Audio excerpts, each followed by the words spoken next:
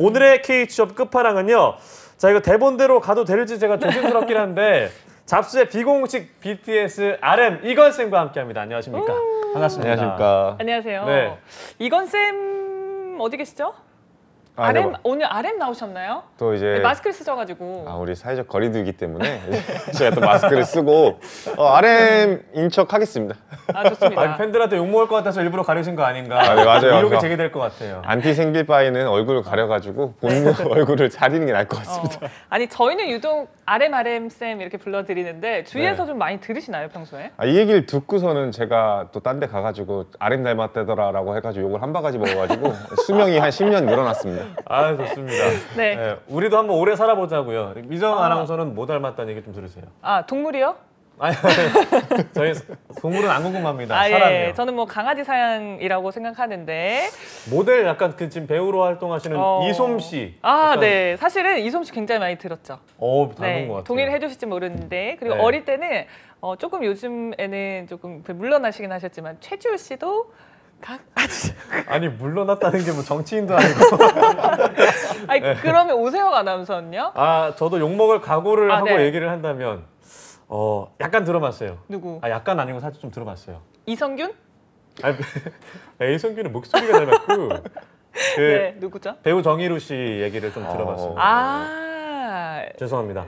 싸해지네요. 네, 저희가 이렇습니다. 괜찮습니다. 네. 저희 서로 그 수명이 많이 늘어났을 것 같아요. 그러니까요. 네, 한 10년씩 늘어난 것 같은데요. 새해니까 이렇게 좀 덕담 나누면서 그러면 참 좋을 것 같습니다. 빨리 넘어갈 것 같습니다. 자, 이제 2020년이 마무리가 됐고 2021년이 시작이 됐습니다. 자, 이건 쌤한테 여쭤보고 싶어요. 제자분들 작년에 유종의 좀 거두셨는지 어땠나요? 이제 그래도 이게 취업난에도 그래도 취업을 해준 친구들이 많아가지고 그래도 좀 유종의미는 거뒀다라고 얘기를 하고 싶어요. 뭐 네. 국민은행도 그렇고 우리은행도 그렇고 경기신용보증재단도 그렇고 많은 친구들이 이번에 합격을 해줘가지고 덕분에 좀 보람찬 마지막 마무리를 지을 수 있었습니다. 근데 또 불행 중 다행인 거라고 생각이 들기도 하는 게 아직까지 IBK 기업은행이 지금 면접 진행 중이고 사실 오늘 필기 결과가 나와요. 그래요? 네, 그래서 아직도 그거를 기다리고 있는 작년부터 계속 이어져 가지고 새해 첫날부터도 면접 준비를 하고 있는 친구들도 있어요. 네. 그래서 아직까지는 진행 중이라 그래서 유종의미는 1월이 끝나야지 확실히 확인할 수 있을 것 같다라고 생각이 듭니다. 네, 아직도 뭐 쌤도 마음을 좀 졸이고 계신 것 같은데 올해는 더 좋은 소식 가득하시길 바라겠습니다. 자, 그럼 이건 쌤의 라떼 썰 함께 하실 텐데요. 이건 쌤 하면 사실은 은행이 대표적으로 떠오르는 그럼요. 키워드거든요. 네, 어떤 사연이 있을까요? 사실 이제 다른 데들도 많이 지원을 했어요. 저 때도 사실 취업이 그렇게 쉬운 편은 아니었어가지고 근데 뭐 다른 데들 합격을 해놓은 상태에서 굳이 한 군데를 선택한다라고 한다면 아무래도 이제 잠재력 그리고 내가 전공에 상관없이 계속해서 뭔가를 배워나갈 수 있다라는 그런 매력들이 있지 않을까 싶어서 뭐 다른 데들을 좀 포기를 하고 은행에 선택을 해가지고 최종적으로 은행을 가게 됐습니다. 그럼 전공이 관련 전공이었나요? 어떠셨나요? 아니요, 관련 전공이 아니었습니다. 저는 이제 국제학을 전공을 했기 때문에 사실은 뭐 전공이라고 할 건 없고 남들보다 영어를 좀 더 잘한다?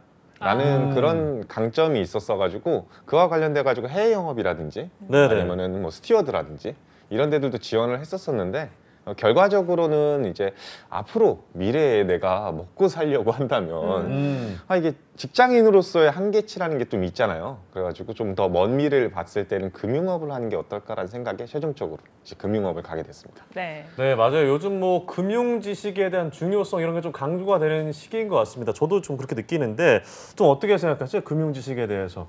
실제로 이게 앞자리가 숫자가 바뀌면 바뀔수록 돈에 대한 그 절박함이 생깁니다. 돈에 대한 절박함. 그렇기 때문에 간절함. 금융에 관심을 가질 수밖에 없는데 은행에 취업하면 저희 일반인보다 훨씬 더 많은 정보를 얻을 것 같긴 하거든요. 실제로 어땠을까요? 실제 결론부터 얘기하면 예스인 것 같습니다. 왜냐면은 제가 은행 들어가기 전까지는 사실은 뭐 부동산 등기부등본이라든지 아니면은 뭐 카드 적금, 예금, 펀드 이런 거에 대한 개념 자체가 1도 없었거든요. 맞아요. 그래가지고 등기부등본을 보는 방법부터 시작을 해서 하면서 나중에는 이제 금융 상품에 대한 이해 그리고 사실 이 투자 관련해 가지고도 자기가 스스로 투자를 해봐야지 고객한테 추천을 할 수도 있잖아요. 네. 그래서 그런 것들에서 시행착오를 겪다 보니까 자연스럽게 그런 쪽의 지식은 늘어나는 거는 맞는 것 같습니다. 그럼 저희 그 시청자 여러분들 위해서 간단하게 뭐 팁 같은 거를 좀 줄 수 있을까요? 뭐 카드 선택하는 방법이라든가 이런 방법들이 있잖아요. 사실 이 선택의 가장 중요한 방법은요. 네. 다른 거 다 필요 없습니다. 사실 세테크가 1순위입니다. 세테크요? 세테크. 아. 사실은 세금을 줄이는 게 가장 좋은 재테크라고 생각을 합니다. 여러분들이 은행을 이용하고 금융상품이나 금융서비스를 이용하는 거에 가장 큰 목적이 사실은 돈을 버는 거에 있잖아요. 네. 근데 사실 은행에서 판매하는 상품들 중에 적금이라든지 펀드 이런 거일 때 고수익을 바라는 거는 조금 어불성설이라고 저는 생각을 합니다. 오히려 잘 아끼고 잘 모으고 이런 것들이 중요한데 사실 인플레이션에 맞춰가지고 어떻게 보면 돌려받을 수 있는 돈들을 최대화했을 때 좀 자본의 흐름도 적정해지거든요. 네. 그래서 그런 부분에 있어서는 세테크, 즉 세금을 절세할 수 있는 방안들이나 그런 관련된 상품들을 우선순위로 두는 거를 가장 추천합니다. 네. 어. 우리 세혁 아나운서도 관심이 많으시고 오늘 기분이 좋으시죠? 아, 오늘요? 요즘 좀 주식이 상한가로 알고 있는데 기분이 좋으십니까? 아니요. 지금 묵혀 있는 거를 말씀드리면 더 슬퍼질 것 같아서 네, 몇 종목만 올라가지고요. 저도 관심 많거든요. 뭐 네. 재테크 요즘 그리고 또 포스트 코로나 시대라 그래서 어떤 것이 좀 더 주목을 받는지 이런 것도 궁금하거든요. 어떻게 보시나요? 포스트 코로나 시대 어떤 재테크 방법? 포스트 코로나 시대 재테크 방법 사실은 뭐 말씀대로 이제 주식을 하는 방법도 있고 펀드를 하는 방법도 있고 여러 가지가 있겠지만 저는 그럼에도 그냥 세테크라고 생각을 합니다. 일단 기본적으로 세테크를 통해 가지고 연말정산이 됐든 5월에 이제 여러분들 같은 경우에 또 환급을 받으시는 뭐 소상공인이라든지 자영업자들도 있잖아요. 네. 그런 분들이 환급이나 절세를 해서 환급을 받으면 그 돈으로 다른 투자를 하는 것을 저는 가장 추천합니다. 네. 왜냐하면 기본적으로 자기 생활비를 어디다가 이제 뭐 주식에다가 투자를 한다든지 이렇게 됐을 경우에는 지금 이제 우리 오세혁 아나운서처럼 이제 존버가 되는 존버. 네, 그런 존버? 사태가 벌어지면은 또 버티겠습니다. 힘들어지잖아요. 네. 저는 그래서 자신의 삶을 영위할 정도의 수단은 남겨놓고 나머지 금액들에 대해서 투자를 했으면 좋겠다라고 생각을 합니다. 좋습니다. 주위에 은행 다니는 지인이나 친구 네. 있으면 굉장히 도움이 되잖아요. 맞아요, 몇몇 아마 있습니다. 쌤은 지금 나오긴 하셨지만 같이 일했던 그 동료들이 아직도 은행에 있을 것 같아요. 네, 맞습니다. 지금 실제로 그때 당시에 일했던 근무했던 분들 같은 경우에도 아직까지 다 은행에 남아 있고 그리고 또 이제 제 동기들도 지금 은행에 많이 남아 있는데 사실은 이 지점에 배치받아 있기보다는 대부분 다 본사 쪽이라든지 좀 중책을 맡고 있는 경우가 많아가지고 뭐 지점에서 막 직접적으로 연관성 있게 뭐 일을 할 수는 없습니다. 하지만 그래도 연락을 하고 나서 뭐 이것저것 물어보고 나면은 항상 친절하게 알려주는 친구들이 아직 남아 있고 그리고 제가 은행 업무를 그렇다고 해가지고 동기들한테 보냐 그건 또 아니거든요. 왜냐면은 정말 또 웃긴 재밌는 이야기 중에 하나는 네. 지점에 방문을 하면 이렇게 실제로 은행에 다니던 분들이 퇴사를 하고 나서 지점에 방문을 하면은 네. 고객 조회를 하면은 옛날에 우리 은행에 다녔었다. 최고의 예우를 대해주세요라고 알림창이 이렇게 뜨게 돼 있어요. 그래가지고 그러네요. 어떤 지점을 가든지 제가 일했던 사람이라는 걸 알고 있습니다. 그래서 사실은 뭐 그거에서 뭐 엄청난 혜택이 있는 건 아니지만 그래도 아시는 분이니까 좀 더 쉽게 설명해주고 빨리 업무 처리를 해주고 하는 것들은 좀 좋은 점인 것 같습니다. 은행에서 일하는 분들이라면 어떻게 보면 그런 혜택 아닌 혜택 같은 것들 또 볼 수 있다는 거군요. 자, 당시 그 취업했을 때도 궁금하기도 합니다. 자, 취준생들에게 인기 있는 기업 하면은 또 은행이 빼놓을 수 없는 것 같습니다. 자, 건쌤이 취업하던 당시 몇 년 전인지 여쭤봐도 될까요? 지금 그래도 거의 뭐 10년 다 돼가는 것 같은데 거의 10년 전쯤에. 네. 그때 그쵸. 당시 경쟁률은 좀 어땠나요? 한 200대 1 정도 됐던 것 같습니다. 200대 당연히 지금이랑 사실 크게 다르지가 않습니다. 그때부터 사실은 계속 가파르게 올랐고 지금도 거의 150대 1, 100대 1까지 가고 있기 때문에 매년 100대 1 이상을 유지하고 있는 상황이라고 생각을 합니다. 네. 그때가 어떻게 보면 경쟁이 좀 심했던 시기였던 거예요. 아무래도 이제 그 뽑는 인원 채용 규모 자체가 예. 지금보다 살짝 더 적었던 측면이 있어가지고 이제 또 이제 그 아시다시피 그 경제 위기나 이런 것들이 있었기 때문에 그런 것들 넘어서면서 이제 또 채용을 했던 터라 한 번에 많은 채용을 했던 상황은 아니었었습니다. 네. 그래도 꽤 많이 채용을 했었고 실제로 그러다 보니까 많은 사람들이 이제 문과생들은 은행을 집중적으로 또 준비를 하다 보니까 지금보다 사실은 또 대학생들도 숫자가 많았잖아요. 그래서 예. 아무래도 경쟁률이 좀 더 높았던 것 같습니다. 네. 당시 이제 쌤의 지원 전략도 궁금한데 한 곳에 집중을 하셨는지 아니면 다양한 은행권에 지원을 해서 이곳에 합격을 하셨는지 궁금해요. 네. 일단은 여러 군데 지원했죠. 저도 사실 지금 여러분들 그리고 또 저랑 같이 공부하는 취준생들한테도 여러 군데 지원해야 된다고 얘기를 하고 있습니다. 어떻게 한 군데만 지원하겠습니까? 그러게요. 제가 100대 1을 어떻게 뚫습니까? 이런 생각이 갖고 있기 때문에 여러 군데 예. 지원을 합니다. 근데 결국에는 여러분들이 선택해야 되고 최종적으로 합격하는 곳도 한 군데에서 두 군데로 좁혀질 거기 때문에 크게 걱정은 안 하셔도 될 것 같습니다. 저 또한 여러 군데 지원을 했었고 항상 다 좋은 결과만 얻었던 건 아닙니다. 네. 또 저를 떨어뜨렸던 은행들도 있고요. 다시는 이제 그쪽으로 네, 가지도 않고 있거든요. 쳐다도 안 보는 거. 하지만 이제 저를 뽑아주는 은행도 있으니까 여러 네. 군데 지원하는 게 맞습니다. 그럼 당시와 지금의 어떤 그 트렌드라고 해야 될까요? 뭐 자기소개서 같은 것. 좀 차이가 있었나요? 일단은 지금과 그때를 비교하자면 가장 큰 차이점은 저는 자기소개서인 것 같습니다. 자기소개서. 네, 네. 일단은 자기소개서 자체는 사실은 뭐 중요도는 똑같다고 생각이 드는데 그 필기 시험 자체의 난이도가 지금이 옛날보다 좀 더 높아진 것 같아요. 예. 아무래도 좀 더 공정성이라든지 이런 측면이 좀 더 더해지다 보니까 사실 저는 이제 그 불공정한 채용을 했던 시대의 사람이기 때문에 자소서에 좀 더 초점이 맞춰져 있던 게 사실이었던 것 같습니다. 근데 그 자기소개서에 초점이 맞춰져 있다라는 게 단순히 그냥 자기소개서를 어영부영 쓰는 것이 아니라 막 한 항목당 2,000에서 3,000자 막 이렇고 항목이 막 5개, 6개가 넘어가다 보니까 한 번 자기소개서를 작성할 때마다 거의 10,000자 이상을 작성해야 됐던. 그러니까 뭐 A4 용지로 치면은 거의 한 8장에서 10장 정도 쓰는 느낌으로 자소서를 작성해야 되다 정말 보니까 많이 썼군요. 정말로 자소서를 작성하는 네. 그런 그러네요. 느낌으로 글을 수필을 썼죠. 그게 가장 큰 차이점이 아닐까. 그래서 한두 군데 지원하고 나면은 정말 다시는 지원하고 싶지 않았다는 빨리 끝내고 싶다는 진이 생각이 확 나겠습니다. 빠졌겠네요. 확 빠졌습니다, 진짜. 네. 네. 그럼 자소서 말씀도 하셨는데 그 이후에 면접 전형은 또 어떻게 달랐는지 또 궁금한데요. 지금이야 사실은 코로나 때문에 뭐 하루짜리 면접이 있다라고 하는데 그 하루짜리 면접도 사실 되게 짧잖아요. 네. 근데 과거 당시에는요 거의 하루 종일 면접이라고 생각해서 그 종일 동안 평균 4개에서 5개 정도의 면접 전형을 한 번에 치렀다라고 생각을 하루 하시면 될 안에 것 같아요. 다 모아서. 하루 안에 다 모았어. 예. 그리고 이게 사실 또 웃긴 얘기인 게 지금은 52시간 근로제 때문에 6시면 딱 땡 쳐가지고 그 전까지는 면접 전형을 끝내고 있거든요. 네. 근데 저 때는 이제 면접 전형이 저녁까지도 이어지는 그런 상황들도 있었기 때문에 사실은 계속 이어져가지고 면접을 볼 수 있었다. 거기다가 추가적으로 그렇게 네. 오랜 시간 면접을 보고 나면 치킨이나 피자, 맥주까지도 아, 제공을 해서 집 가기 전에 또 네. 먹이고 집에 보내주는.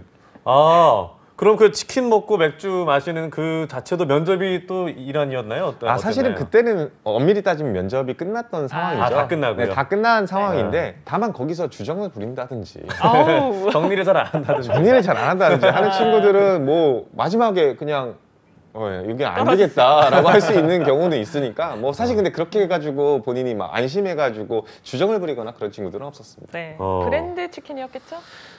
근데 사실 그 브랜드는 잘 기억이 안 나는데 그 확실히 치킨이 맛있었나요? 맛있었나요? 치킨보다 맥주가 진짜 맛있었거든요. 그래서 저는 그랬겠다요. 사실은 네, 이제 그랬겠네요. 다들 눈치 보느라고 맥주를 안 마시더라고요. 네. 그래가지고 남은 맥주를 다 집에 싸갔습니다. 그러면 이렇게 힘들게 면접 전형 다 끝난 다음 이후는 어떻게 진행이 됐을까요?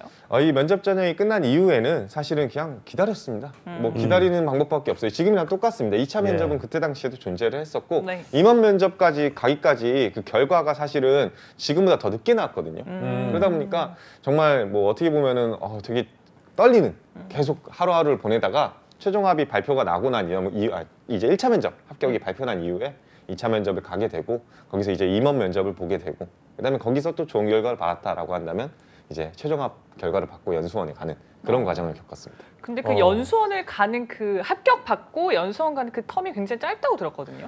진짜 최악입니다. 어느 정도인가요? 제가 당시에 금요일 날 이제 합격 발표를 금요일 날, 받았어요. 네. 그게 입소가 월요일이었습니다. 토일 쉬고 바로 토요일 월요일 쉬고 날. 월요일 날 입소를 해야 되는 상황이어가지고 네. 사실은 부모님한테도 말씀을 못 드렸어요. 아이고. 그래가지고 부모님이 나중에 이제 집으로 이제 합격을 하시고 나면요. 지금도 그래요. 은행들마다 네. 꽃다발, 난 이런 것들을 아드님이나 따님을 보내주셔서 감사하다라고 은행장 이름으로 해서 보내주는 경우가 되게 많거든요. 저는 이제 어머니랑 아버님께 합격했다, 취업했다라는 얘기도 못한 채 연수원으로 끌려갔고 꽃이 대신 집에 방문해가지고 이게 무슨 꽃이냐고. 당사자는 없고. 당사자는 없고. 그래가지고 어머니 아버지가 그렇게 해서 기뻐했던 그런 기억이 있습니다. 아 그럼 지금은 좀 최종 합격 발표 이후에 입사할 때까지 좀 시간이 얼마나 걸리나요? 지금 우리은행도 그래도 4, 5일까지는 주는 것 같고요. 다른 은행들은 그래도 적어도 일주일, 2주일 정도는 주는 1, 것 2주 같습니다. 정도는? 네, 그래서 여러분들이 뭐 최종 합격하고 나고 뭐 좀 즐길 시간을 주어지냐라고 물어보면은 일단은 뭐 어디를 여행 갈 정도로 주어지진 않고요. 특히나 네. 지금 코로나 상황이다 보니까 빨리 입사하는 게 차라리 낫거든요. 그래서 대부분의 은행들은 일주일 안으로 혹은 아무리 길어도 2주 안으로는 지금 입소를 해가지고 연수를 받아야 된다라고 생각하시면 될 것 같습니다. 네. 아 근데 그 연수 기간이 한 8주 정도. 네, 맞습니다. 아무리 그런가요? 짧아도 4주에서 5주, 그리고 어. 길게 가면 8주 정도 진행이 이야. 된다고 생각하면 되는데 사실 지금 국민은행이랑 농협은행도 네. 진행이 되고 있거든요. 네. 뭐 저 때까지는 사실은 그 8주 동안 계속 연수원 생활을 했지만 최근에는 뭐 코로나 때문에 그래서도 집에서 이제 공부를 하고 있다라고 하더라고요. 이 비대면으로 지금은. 저는 입소해서 군대처럼 이제 8주 동안 집에도 못 가고 잡혀 있었습니다. 신병 교육 때처럼. 네, 신병교육됐죠. 주말도 없습니다. 정말요? 네. 뭐 어떤 식으로 해요? 교육을 그냥 하나요? 정말로 시험을 그냥 보나요? 시험도 보고요. 그냥 하루 종일 수업을 한다고 생각하시면 될 것 같아요. 수업을 하고 아침 7시부터 저녁 10시까지 수업을 하고 하다가 중간에 중간 시험을 보고 기말 시험을 보고 이런 식으로 계속 진행이 되고 주말에 저는 쉴 줄 알았는데 네. 외출이라도 있을 줄 알았는데 네. 그냥 갇혀 있습니다. 저 때는 갇혀 있었어요. 네. 아. 그래서 계속 주말에도 공부를 하고 계속 병행을 하다 보니까 이게 과연 내가 은행을 들어온 건지 신병교육대를 들어온 건지 헷갈리는 네, 그런 상황이 있었습니다. 8주라고 하면은 신병 교육 때 후반기 교육까지 하면 거의 8주거든요. 네, 맞습니다. 정말 근데 그 시기에 그 남녀가 또 섞여 있다 보면 또 그런 어떤 그런 커플이라던가 미묘한 그 감정을 느낄 수 있을 것 같은데 아, 진짜 단도직입적으로 물어보겠습니다. 대답 안 하셔도 됩니다. 이건 쌤은 어떻게 좀 썸 같은 게 있었나요? 그 저는 안에서? 진짜 추구하고 싶었습니다. 추구하고 싶었는데 정말 아쉬운 점이 뭐였냐면은 이 아무래도 당시까지만 하더라도 은행 직군을 뽑는다라고 한다면 네. 개인금융 서비스 직군과 개인금융 직군이 따로 나눠져 있어서 어. 이 개인금융 서비스 직군이라고 한다면 소위 말하는 우리 텔러 직군이라고 하죠. 앞에서 네. 이제 번호표 뽑고 이렇게 일을 해주는 네. 언니들을 뽑는 채용에 있어서 마이스터고 친구들이 많이 들어오다 보니까 여성들이 거기서 많이 채용이 됐었어요. 아. 그러다 보니까 상대적으로 그냥 은행원을 뽑는 저 때 뽑힌 은행원의 9대 1은 남자가 정말요? 9고 여자가 1이었습니다. 그래서 한 말 발에 그대로 진짜 신병 교육대였군요. 정말 신병교육대에서 네. 여성 4명, 5명 정도 있는 상황에서 남자는 40명, 50명 있으니 이게 뭐 성비도 안 맞고 뭐 할 수 있는 그런 여력도 안 되고 야. 그냥 냄새나는 신병교육대였습니다. 아, 그럼요. 꼭 누구랑 이렇게 연결이 돼야 되는 건 아니지만 그래도 아이, 분위기라는 게 있죠. 네. 네, 반반이면 좋을 텐데 그렇게 신교대 같은 8주가 지났고요. 이제 연수원 수료한 이후에 바로 배치가 되나요? 뭐 어떻게 되나요? 실제로 연수원이 끝나는 당일 마지막 날에 네. 이제 다 같이 본사로 갑니다. 지금 이것도 전통이 아직도 있을 겁니다. 그래서 네. 본사에 가서 사령장, 임명장이라는 걸 부여받고 그 부여받을 때 너 이제 연수 다 끝냈고 이제 진짜 정식 은행원이야. 너의 첫 지점은 어디야?라고 얘기를 해줍니다. 그러면은 저때 당시까지만 하더라도 그 얘기를 듣는 그 자리에 모든 각 지점의 지점장님들이 미리 와 계세요. 그래서 그 사령장을 받고 그 지점장님 손을 잡고 바로 지점으로 갑니다. 짐을 들고 손을 잡고. 손을 잡고 같이 지점으로 가서 인사를 드리고 보통 지점장님께서 바로 그 자리에서 도착하면 한 2시, 3시 정도 됐거든요. 그러면 뭐 바로 일해 뭐 이렇게 하지는 않으시고 식사 같이 하면서 너 이제 어디 창구에서 근무할 거야 이런 얘기 해주시면서 다음 날부터 출근을 하라고 얘기를 해주십니다. 그래서 바로 퇴근을 하는. 네. 아니 이거- 말 들어보면 군대 자꾸 군대 얘기해서 미안해요. 10년 전이니까. 네, 네. 군대처럼 행정보호관에 신병을 내려가는 것처럼 자대 맞습니다. 배치할 때 약간 그런 느낌이랑 굉장히 비슷한 생각이 드네요. 완전 동일합니다. 아 그래요?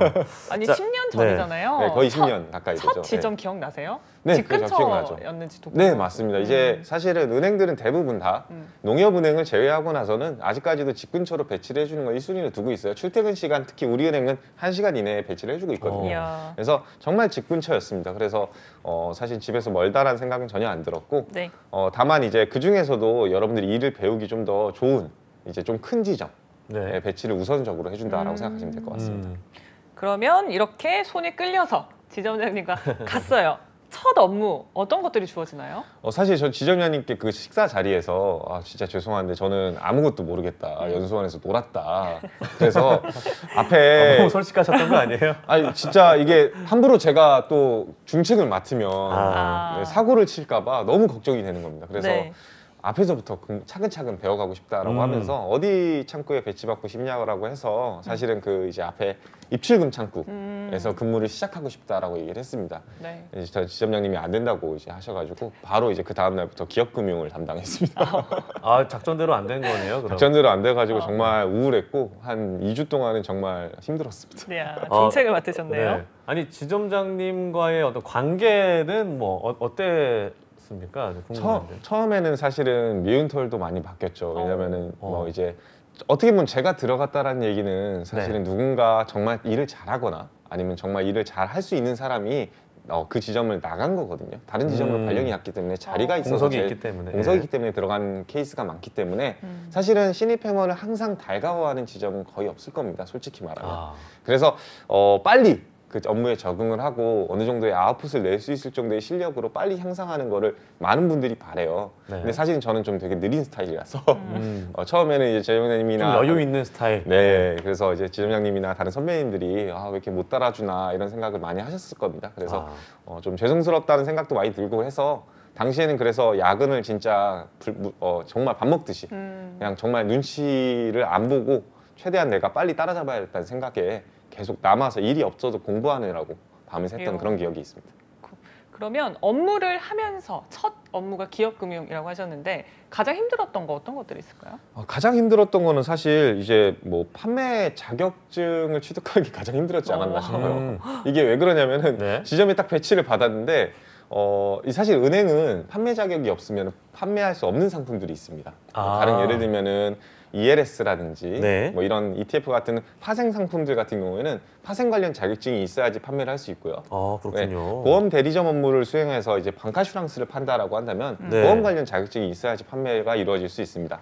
근데 이게 웬걸 갔는데 KPI 즉 이제 뭐 지점 실적에는 파생 상품이 있는데 지점의 그 누구도 파생 관련 자격증이 없는 겁니다. 그래서 지점장님이 저에게 특명을 내려주신 게 네. 바로 들어오자마자 파생 자격증부터 취득을 하라라고 하셨는데 사실은 이제 지점 업무 따라잡기도 급급한데 그 파생 자격증 자격 공부까지 같이 하느라고 굉장히 좀 힘들었던 기억이 있습니다. 그러니까 일과 공부를 병행해야 되는 거잖아요. 네, 맞습니다. 네. 지금도 아마 많은 친구들이 취업하고 나면은 그런 거에 있어서 많이 스트레스를 받을 텐데 뭐 미리미리 취득을 해놓으시면은 아마 나중에 가서 좀 편해지시지 않을까 싶습니다.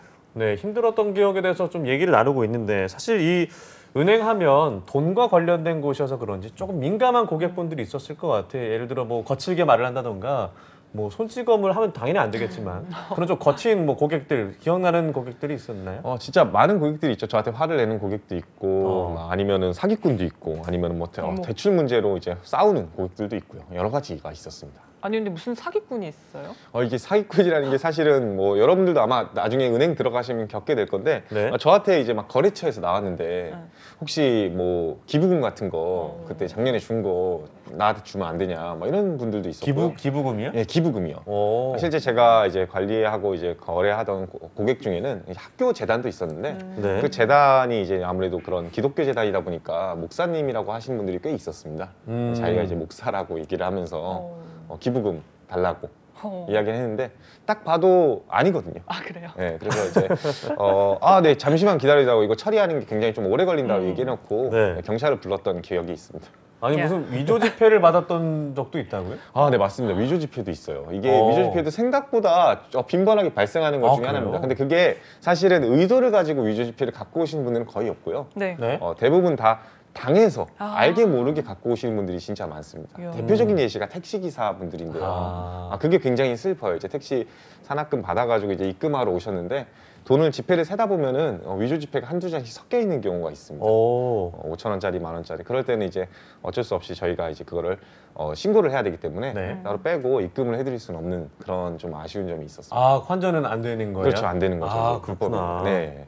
대신에 이거는 다시 돌려드릴 수는 없고요. 바로 이제 뺏어가지고. 야. 어떻게 보면 좀 신고를 해야 안타까운 얘기네요. 네, 그러게요. 맞습니다. 네, 근데 이런 진짜 그 업무 보셨을 때 일화들 굉장히 재밌는데 또 특별한 에피소드들도 없습니까? 아, 이제 뭐 제일 기억에 남는 사실 사건은 뭐 여러 가지 고객들도 있지만 화를 내면서 엄청나게 막 소리 지르는 고객이 제일 기억에 남지 않습니까? 아. 근데 이제 사실 그럴 때마다 은행원 입장에서 특히나 그때 당시까지만 하더라도 이 친절도도 사실은 이제 그 영업 점수에 포함이 되어 있기 그렇죠. 때문에 네. 아무리 국장에서 소리를 지르고 고래고래 소리를 질러도 제가 막 경찰한테 신고를 하거나 막 그러기가 되게 눈치 보이는 그런 상황이 있었습니다. 근데 어느 정도 제가 업무에 숙달되고 나서 친절하고 좀 이렇게 친해진 고객이 있으니까 되게 기억에 남는 사건이 어떤 고객이 화를 내는 상황이고 객장에서 욕을 하면서 소리를 지르는 상황에서 다른 고객이 제가 불편해하는 걸 보고서는 대신 신고해줬던. 오. 그래서 이제 그 고객들이 막 누가 신고했냐고 어떤 은행원이 신고했냐고 화를 내는데 다른 고객이 내가 신고했다라고 이야. 하면서 객장에서 멋지네요. 은행원 와서 떠드냐고 하면서 고객님들끼리 이야. 싸웠던 덕분에 저희는 네. 이제 아무 문제도 없이 하고 고객님한테는 또 따로 정말 감사했다고 얘기를 그러네요. 드렸던 그게 기억이 납니다. 항상 뭐 어딜 가도 나쁜 네. 사람이 있는가 하면 또 좋은 분들이 항상 아유, 그런 꼭 것 있는 것 같습니다. 같습니다. 그렇습니다. 자, 그리고 저희도 방송을 하다 보면 항상 비방용, 저희끼리 쓰는 비방용 용어들이 언어, 네. 있는데 은행원들끼리 쓰는 그런 용어들 있을까요? 아, 이게 제일 이제 관심 있게 들을 만한 용어인데요. 네. 사실은 이제 은행에서 이제 현금 거래라고 하죠. 보통 이제 돈이 왔다 갔다 하는 걸 대부분 다 은행원들이 아니신 분들은 오해하는 게 은행에서는 그냥 다 현찰이 왔다 갔다 하시는 줄 아는데 현금 거래가 따로 있고 실질적으로 돈이 왔다 갔다 하지 않고 전산상으로 왔다 갔다 할 때를 대체라고 합니다. 아, 근데 이 대체라는 게 결국에는 그 은행 안에서만 돈을 도는 거죠. 네. 그러다 보니까 전산상으로만 돈다. 그리고 은행 안에서만 돈이 돈다. 이거를 의미를 결혼에 묶어가지고 네. 은행 안에서 자기들끼리 결혼을 한다. 우리 은행 직원이 우리 은행이랑 만났다라고 한다면 대체 결혼이라고 합니다. 대체. 대체 결혼. 대체로 만난다. 아, 재밌네요. 네, 재밌죠. 그리고 이제 수표 같은 경우에도 이제 네. 신한은행이라든지 농협은행이라든지 이런 데서 수표가 들어오죠. 그러면 그거를 매일같이 다시 그쪽으로 보내서 나 너네들 수표 이만큼 받았으니까 돈 줘라고 하면서 교환을 합니다. 수표 교환이라고 하거든요, 네. 보통. 그러니까 이게 다른 은행이랑 함께 하는 교환이잖아요. 네. 그렇기 때문에 이 은행 사람이 다른 은행 사람과 결혼을 했다. 그럼 교환이라고 부릅니다. 가지고 와. 딱 결혼하셨어요? 네, 교환입니다. 결혼하셨어요? 네, 대체입니다.라고 하면 다 알아듣습니다. 은행원들은. 아, 정말 업무 볼 때만 쓰는 거네요. 일반 고객들은 모르는. 모르는 용어죠. 네, 네. 용어네요. 은행 안에 사내, 용어예요. 사내 연애나 사내 결혼도 굉장히 많죠. 아, 은행원. 생각보다 많습니다. 그렇게 연결되나요? 네. 아, 궁금해요. 어떤 네. 뭐 사례가 있는지. 예를 들어서 헤어지면 또 어떻게 되는지, 업무가 얼마나 불편한지 이런 거. 아, 이제 아무래도 사내 연애 자체는 장단점이 있겠죠. 그래도 이게 지점마다 다를 텐데 뭐 네. 지금 제가 많이 듣는 내용 중에 하나는 그래도 지점이 2년, 3년마다 한 번씩 옮겨야 됩니다. 같은 예. 지점에서 막시 연애를 했더라도 다른 지점으로 뿔뿔이 흩어지지만 꼬리표는 항상 어딜 가도. 어딜 가나 똑같은 거 어디가 같습니다. 같은 것 같습니다. 자, 또 궁금한 게 이제 은행은 또 복지가 굉장히 좋지 않을까 막 그런 생각을 하게 되는데요. 실제로 어떻습니까? 복지 저는 뭐 다른 이제 취업을 많이 시켜보고 했지만 그리고 제가 스스로 느낀 것도 있지 않습니까? 복지는 최고라고 생각을 합니다. 다른 어떤 직종보다 제일 높지 않을까. 일단은 매월 복지 카드로 40만 원, 30만 원 이 정도 따로 돈이 지급이 되고 네. 뭐 교통비, 통신비, 식대 같은 경우는 당연히 이제 지점에 근무하시면은 돈을 또 따로 줍니다. 그리고 사실 생일이라고 돈을 따로 주거나 부모님 생신이라고 혹은 부모님이 환갑잔치라고 돈을 따로 주는 그런 기업은 별로 없죠. 그리고 자기가 결혼했다 그러면은 시댁이나 시부모님의 환갑잔치에 관련된 돈까지도 나오는 어떻게 보면은 복지의 끝판왕이지 야. 않을까라는 생각이 듭니다. 그러네요. 네.